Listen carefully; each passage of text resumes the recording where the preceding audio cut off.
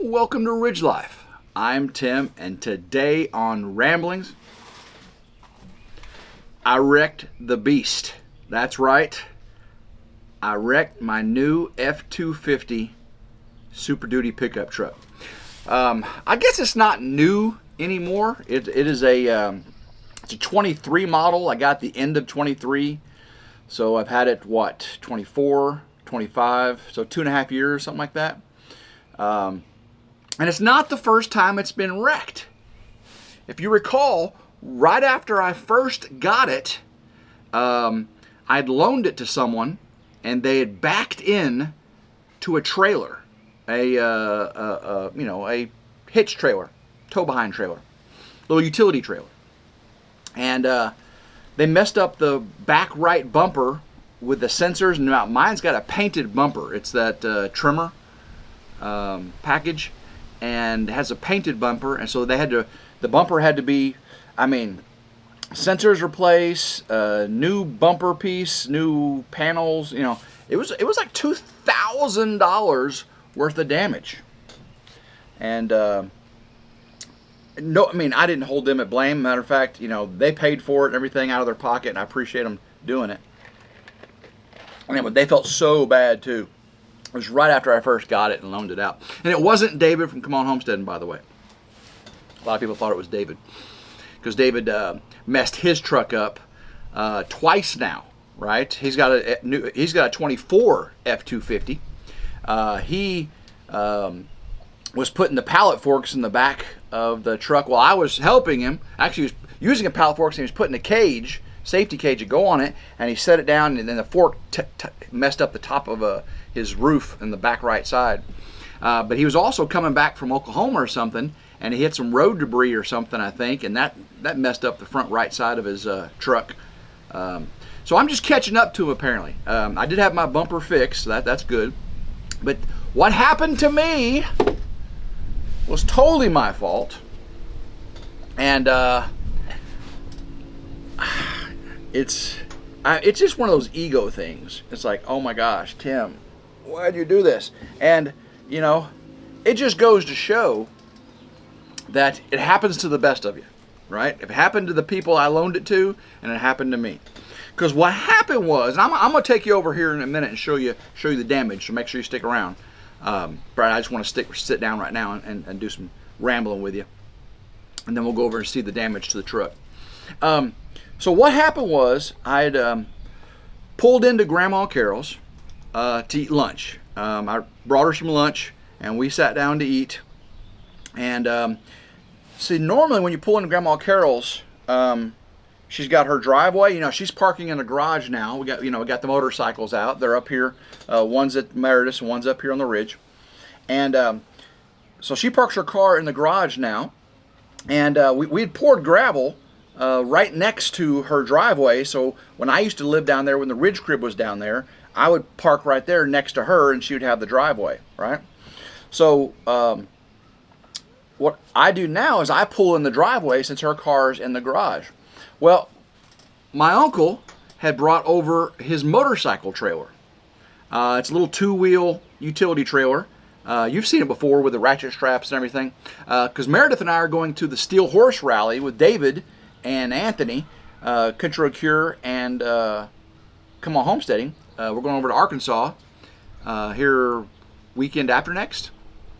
So he's going to let me borrow his motorcycle trailer so I can tow the Harley Davidson to the hotel, and then me and Meredith can get on it and ride it around with David and all them, because it's I don't think we can put all of Meredith's luggage on the Harley. I know I got a lot of luggage space on that big old Harley CBO Street Glide with the King Pack in the back, but I don't think we can fit all of Meredith's luggage, if you know what I'm saying. So we're going to ride the motorcycle, or ride the truck and tow the motorcycle. Yeah, we're one of those. So my uncle had left the trailer in that gravel area right next to Grandma Carol's driveway, right? And I pulled in, bringing Grandma Carol lunch. I pulled into her driveway. The trailer is sitting right here in front of the garage. I pulled in. So we eat lunch, and I'm used to just jumping in the truck, backing out and driving down the Ridge Road. Whew, that sun is coming out. Yeah. It's mostly cloudy today, and we got rain clouds. It's supposed to rain like crazy tomorrow. We got some rain clouds over there. But a beautiful day here. Beautiful day. Like 80 degrees. Very, very low humidity, but the humidity's coming. Okay, so, but I digress. We eat dinner, or eat lunch, and I jump in the truck and put it in reverse. And, remember, the front of my truck, the back of my truck, all have sensors, and I got all these cameras and stuff. So I put it in reverse and just started backing up. Now, my truck's up here on her driveway, and the trailer's down here in front of me to the right. So when I back up, I didn't see the trailer. I didn't even recognize that it was there. Didn't look at my cameras. Because it was beside my trailer, the truck, the sensors didn't pick it up. And right when I back up, I hit the trailer in the front and pushed it off its block. And I heard it go, and I was like, oh, put it in park. And got out. It was like, oh, please just hit the tire. Please just hit the tire. Please just hit the tire. Well, it didn't hit the tire. It did not hit the tire. But I'll show you what it did here in just a second. I do have some really, really bad news. Meredith's friend Christina, the matron of honor at our wedding, she broke her leg playing softball with Meredith the other night, and she was supposed to have her surgery yesterday. No, Monday. She was supposed to have it Monday. And she broke her tibia and fibula right at the ankle. So I think there's some ankle bones broken also. And she got what's called break blisters. It swole up like crazy, and she got all these blisters. And she was supposed to have the surgery on Wednesday. They said, no, we'll try again on Monday. They said, we'll try again on Thursday, which was today, right? Well, she went in today, and they said, ooh, no. We're going to have to wait at least another week. So her ankle's been broken for a while now, and they can't do surgery. So, and whenever they do, it's going to be 4 to 6 weeks, because she has to have pins, I think, and all that. So she will not, we know now, she will not be walking down the aisle at the wedding. I don't even know if she'll be standing. She may have to be in a wheelchair. So we're trying to figure all that out. But we just wish the best for her. That's really all that matters. Is that, it's light reflecting off the ridge crib there behind you. Blinding me.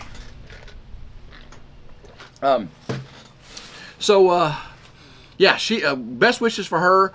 It looks like she's gonna have her surgery next week. We'll keep you up to date on that and how she's doing in the recovery and everything. I talked to David from Come On Homesteading today. I was on my way home from Meredith's. We had our live last night on RidgeLife, Wednesday night live. That was a fun one. David's prepping for building on his new property, and he's already told you that he's going to do a big solar project that I'm going to be helping him. Because I've done so much of mine over here, so I'll be helping him with that. But of course, my house will be going during that time too. So we'll be coordinating because my solar will be done by then.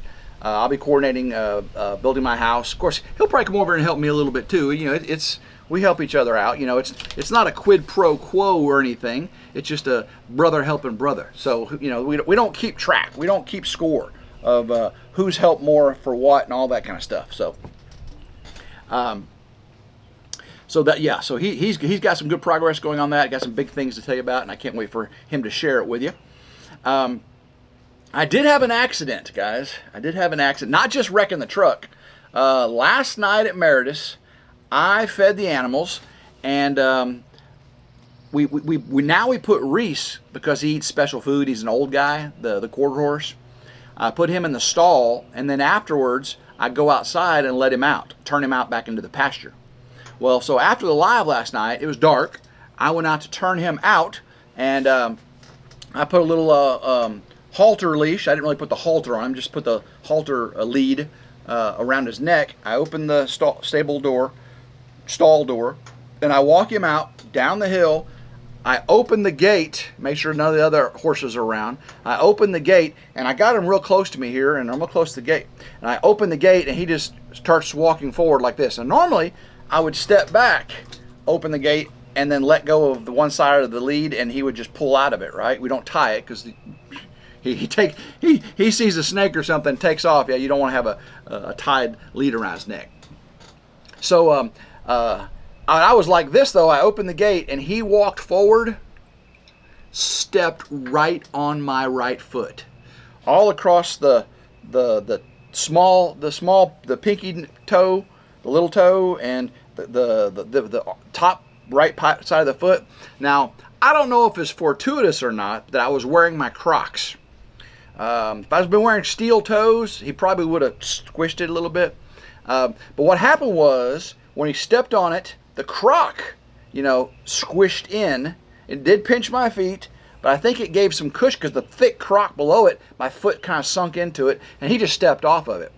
But I'll tell you today, I woke up today, stepped out of bed, and my foot, I'm not going to show you my feet right now because I got tons of dirt, got dirt all over them. But it is sore. When I stepped out of bed, I was like, ooh, oh yeah, I re-stepped on my foot. Yeah, that was quite painful. All right, we'll ramble some more, but let me go ahead and show you what happened to the truck. I know you're curious about that, so let's go over there and check out the truck. This is the beast, the 2023 Ford F-250 Trimmer with the blackout package. Really enjoyed this truck so far. The off-road package, 35-inch stock wheels. About time for some new tires. About time for some new tires, by the way. Really haven't had too many issues with it all, other than backing into the back. Does have the high output 6.7. That's why it's red right there on the 6.7. If you see one that's black, that has the regular 6.7. This one has a little more power. So this side looks wonderful. I do have some dents or scuffs right there. Where's it at? Right there from being in a parking lot. Somebody dinged me, but you expect stuff like that to happen. Come around. I still have the cracked windshield. I never have replaced that windshield yet. I've cracked that windshield on the way to David's, like when I first got this truck. Mine has the heads-up display, so it's kind of expensive. But all right, guys, look at the damage from the wreck. Not happy, not happy. You can see my front headlight right there. Ouch. Ouch to the ouch, ouch. We can see the bumper. And guys, see that black paint? It's in the headlight there. I'm hoping that I can possibly buff that black paint off. Now right here, it is pretty scratched up. That bumper is scratched up pretty bad. But I mean, it could be a lot worse, guys. It looks like there's no dent. You can it pretty much, I can scratch that right there off. There's a little scratch right there, and definitely scratch right there, but no dents, just cosmetic damage. Meredith says, it's a truck, you're supposed to have some blemishes on it. Well, yeah, maybe, but still my new truck. I still call it my new truck. I did tint the windows a little bit more from what the factory was. I got the rear wheel liner in it. I got tons and tons. I love my bed cover, right? That's a Ford bed cover by Rev or something like that. And then another thing I really like is my B&W hitch. Love my B&W hitch there with a three-way ball. That rotates around to the back. Yeah, that's my baby that I wrecked. Oh, I am definitely lucky that's all that happened was some minor scuffs and paint damage. Could have been a lot worse. Could have broke some sensors. Could have broke that expensive high output LED headlight. Those headlights on that thing are crazy expensive. So it didn't even crack that, so it shouldn't get any water in it, luckily. Again, I'll get a razor blade and see if I can scrape off a lot of that black paint. Maybe get some buffing compound or something. But again, it's a truck. I know it's an expensive truck, but it's still a truck. So I'm blessed. I'm lucky, and it'll be all right. It will be all right. Hey, what do y'all think about my shirt? This is the Freedom Weekend 2025. The White Rock Homestead made me from our Freedom Weekend celebration here on the Ridge. We had a great time there. We had the bouncy house, the water slide, the big wheel, the live band. We had pavilions and everything. We had just a great time. Everybody's camping and eating good food, people cooking. 2026 Freedom Weekend is supposed to be over at Jeff from Bobblehead Homestead. He's got a brand new homestead. He's actually added property onto the back of it. He's getting his chicken operation going again. He's got a skid steer. So go over and check Jeff at Bobblehead Homestead. Make sure you tell him Tim from RidgeLife said, hey, can't wait for Freedom Weekend on the Bobblehead Homestead. I don't know what he's calling it this year, but I can't wait to go over there. We usually have that around July 4th. So guys, I'm lucky. It's just a little cosmetic damage, but I still feel blessed nonetheless. Oh, by the way, the hummingbirds have started showing up. Grandma Carol's had hummingbirds show up at her feeder, and I had some of mine. I was watching them from the Ridge crib yesterday morning. So, all right, guys, love every single one of you. Hopefully you enjoyed today's video of my distress, my discomfort with my truck being wrecked. But again, it's just a small. It's okay. It'll be all right. It's okay. It's okay, Tim. It's okay. Love every single one of you. Hopefully you did enjoy today's video. If you did, give it a big old thumbs up, like, share, and subscribe. It's always 100% free. Hit that notification bell right down there to be notified anytime a new video comes out on one of our channels. Until next time, hope everyone has a blessed day. Keep rambling and go Ridge Life. Woo!